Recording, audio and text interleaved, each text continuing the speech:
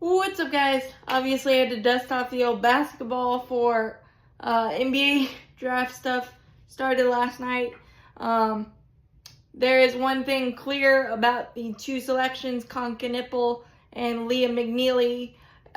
It's shooting and it's versatile scoring and being able to score in multiple ways, allowing LaMelo Ball to play off ball more maybe, and Brandon Miller off ball, and Concanipple is a elite free throw shooter with 81.4 percentage while at Duke and 48% in the corners, and with Charles Lee's Boston background and just shooting a million threes a game, we've got to be able to make some of them and create some easier baskets and create better spacing, and I think this does that. Obviously, trading Mark Williams, you need a younger center, and that might happen in the first 30. We got 33 and 34 in the second round or something to that effect, and there's some good options.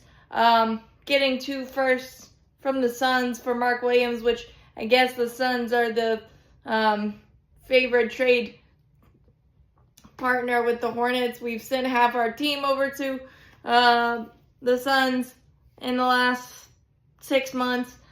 We did have, as part of the Mark Williams trade, Vasa Micic is back with the Hornets. I don't know necessarily what that means yet. I'm assuming we will waive him and he'll go to his international club. I think that's how it's going to work, but don't quote me on that. And I've obviously watched a little bit more of Duke than I did UConn, but McNeely, only 19, seems like he could do a lot of things and do it well. So I think depth and versatility, you definitely get that with these 2 picks.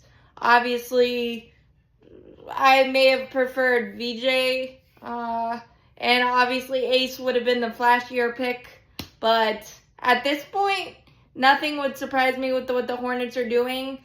I just want to be more competitive. Obviously, I think the McNeely pick kind of clouds it a little bit more, and the puzzle pieces aren't exactly fitting in terms of the complete vision yet. And you hope that Tijon Salon takes a big step forward this year. It does give us a lot of options at the 4 and 3, so maybe there's some movement and trade there. I'm not sure, but I can get behind it. I mean, we definitely need 3-point shooting. That's just the way the NBA is now. So you could have wanted one thing or wanted another, but I think getting 2 firsts for Mark Williams with his failed physical with the Lakers and that fiasco last year, it was just clear that he was not in the full plans for the Hornets, and his injury history played factor into that as well. And the Suns are kind of a mess, so I think we did a nice job there. But you've got Musa Diabate and Yusuf Nurkic. I mean, and you want to get younger at the center position as well, because the 2 pieces you had, Mark Williams and Nick Richards, obviously shipped out.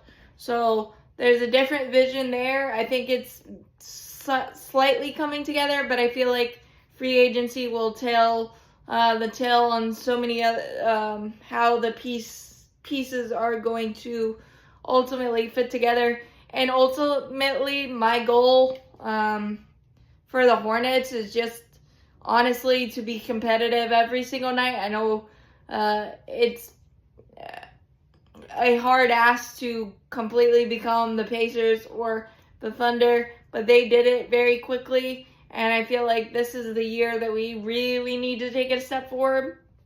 So I'm cool with whatever moves we make. I will evaluate them as they happen, obviously, as I do, but I'm not going to overreact or underreact or anything until the puzzle seems to come together to really evaluate if we have something that we can start being excited about instead of dreading watching the Hornets or just watching the box score and getting blown out every single night. But welcome to the QC, Con and Liam.